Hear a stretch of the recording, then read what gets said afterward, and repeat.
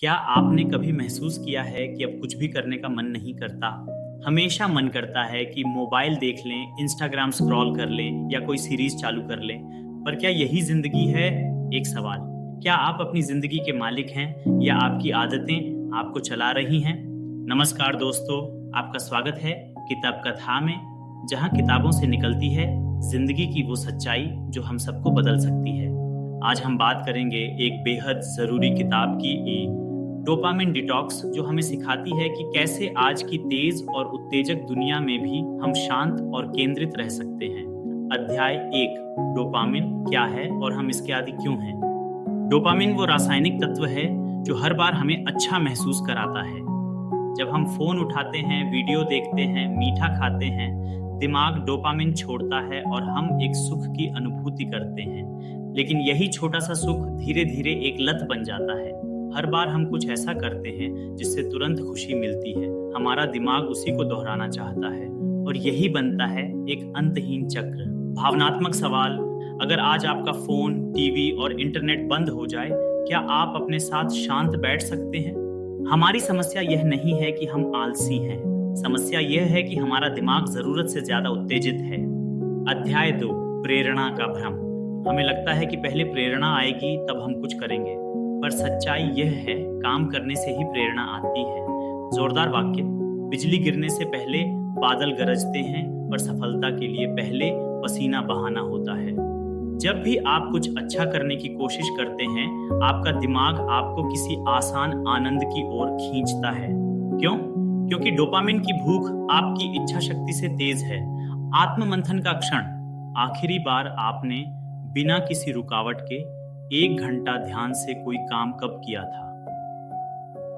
अध्याय 3। डोपामिन का चक्रव्यूह।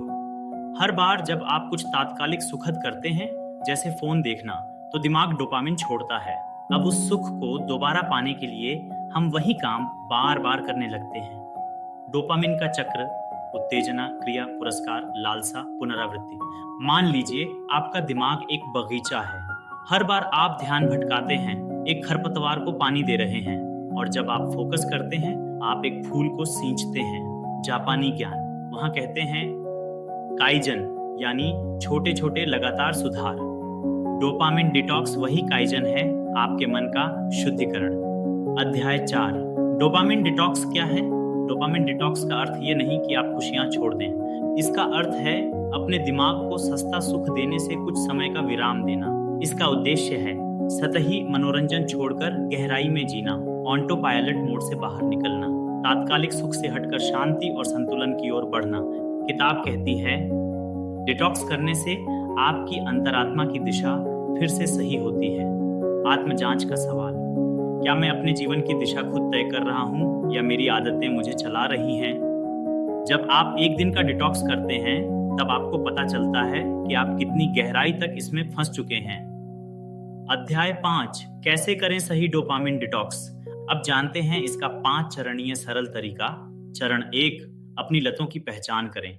वो चीजें जिनके बिना आप रह नहीं सकते, वही आपकी असली लत है। चरण 2। नो स्टिमुलेशन जोन बनाएं। 4 घंटे का एक समय तय करें जब कोई स्क्रीन, संगीत या संवाद न हो। चरण 3। जानबूझकर ऊब चुने। चुपचाप बैठिए, टहलिए, डायरी में लिखिए और अपने मन को महसूस कीजिए। चरण 4। अपने विचारों को देखिए। बिना प्रतिक्रिया दिए अपने विचारों को देखना शुरू करें, वहीं से असली स्पष्टता आएगी। चरण 5। बेहतर आदतें अपनाएं। ध्यान, पढ़ाई, गहरा कार्य, यही आपकी नई खुशियां बने। आत्मजांच। क्या मैं ऊब से इतना डरता हूं कि खुद से मिलने की हिम्मत नहीं करता? अध्याय 6। ऊब एक उपहार। हाँ, ऊब एक उपहार है। जब हमारा मन शांत होता है, तभी वह सबसे ज्यादा रचनात्मक होता है। जीवन का सत्य। जब डोपामिन की आवाज धीमी होती है, तभी आत्मा की आवाज सुनाई देती है। भावनात्मक संवाद। शांत मन में ही आत्मा की पुकार स्पष्ट होती है, शोर में तो बस दुनिया बोलती है। अध्याय 7। डिटॉक्स न करने की कीमत। किताब चेतावनी देती है, अगर आपने डोपामिन की आदत को नहीं तोड़ा, आपका ध्यान कमजोर हो जाएगा, आप हर काम में जल्दी उबने लगेंगे, गहराई से कुछ करना मुश्किल हो जाएगा और सबसे बड़ा नुकसान, आपकी असली पहचान खो जाएगी। जागरूकता भरा सवाल, क्या मैं वही इंसान बन रहा हूं जो मैं बनना चाहता था या सिर्फ वक्त काट रहा हूं? अब डिटॉक्स कोई विकल्प नहीं, जरूरत है। अध्याय 8, एक नई पहचान बनाना। जैसे जैसे आप बाहरी उत्तेजनाओं को कम करते हैं, वैसे वैसे आपका असली स्वरूप उभर कर सामने आता है। किताब कहती है, आपकी पहचान आपके ध्यान से बनती है। अब आप क्या चुनेंगे? तात्कालिक सुख या रचनात्मकता? प्रतिक्रियाशील जीवन या सचेत जीवन? थकान या स्पष्टता? जापानी याद दिलाना? इक्किगाई यानी आपके जीवन का उद्देश्य। डोपामिन डिटॉक्स वही रास्ता है अपने इकिगाई को फिर से खोजने का। आंतरिक सवाल, क्या मैं अपने जीवन को डिजाइन कर रहा हूं या बस बहाव में बह रहा हूं? अध्याय 9, जीवन में डिटॉक्स को अपनाना। डोपामिन डिटॉक्स कोई एक दिन की प्रक्रिया नहीं है, यह एक जीवन शैली है। छोटे छोटे प्रयास करें। हर रविवार कुछ घंटे बिना स्क्रीन के बिताएं। सुबह का समय बिना फोन के शुरू करें। पढ़ाई या काम में रोज कुछ घंटे पूरी तन्मयता से लगाएं। छोटी आदतें प्लस गहरा ध्यान बराबर बड़ा परिवर्तन। भावनात्मक वाक्य, हमेशा व्यस्त रहना सफलता नहीं होती, कभी कभी कुछ न करना ही सबसे ज्यादा जरूरी होता है। विचार करें, अगर मैं अपने ध्यान को सही दिशा दूं तो मेरी जिंदगी कैसी दिखेगी? अंतिम अध्याय, 24 घंटे का रीसेट। आइए एक चुनौती लेते हैं। कल का दिन आपके लिए एक नया मोड़ हो। सुबह उठें, पहले 3 घंटे बिना फोन के बिताएं। थोड़ा टहलिए, ध्यान कीजिए, डायरी लिखिए, कुछ बनाइए। कोई स्क्रीन नहीं, कोई सोशल मीडिया नहीं, सिर्फ आप और आपका असली मन। अंतिम वाक्य, जिस दिन आप अपने ध्यान पर काबू पा लेते हैं, उसी दिन आप अपनी जिंदगी बदल देते हैं। गहराई से सोचिए, क्या मैं अपनी जिंदगी जी रहा हूं या बस जिंदगी काट रहा हूं?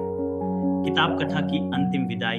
दोस्तों, यह था डोपामिन डिटॉक्स का सारांश।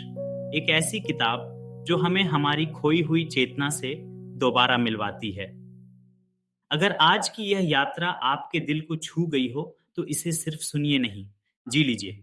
याद रखिए, डिस्ट्रैक्शंस पर जीत पाने वाला ही अपने जीवन का सच्चा शासक बनता है। यह थी किताब कथा की एक और कोशिश, जहां हम सिर्फ किताबों की बातें नहीं करते, हम जिंदगी बदलने वाली कहानियां सुनाते हैं। फिर मिलेंगे एक नई किताब, एक नई सोच और एक नई यात्रा के साथ। धन्यवाद। और आज ही से शुरू कीजिए अपना डोपामिन डिटॉक्स। अगर आपको हमारी यह किताब पसंद आए तो कृपया लाइक, कमेंट और सब्सक्राइब करना ना भूलें। आपकी प्रतिक्रिया हमें और बेहतरीन सामग्री लाने के लिए प्रेरित करती है।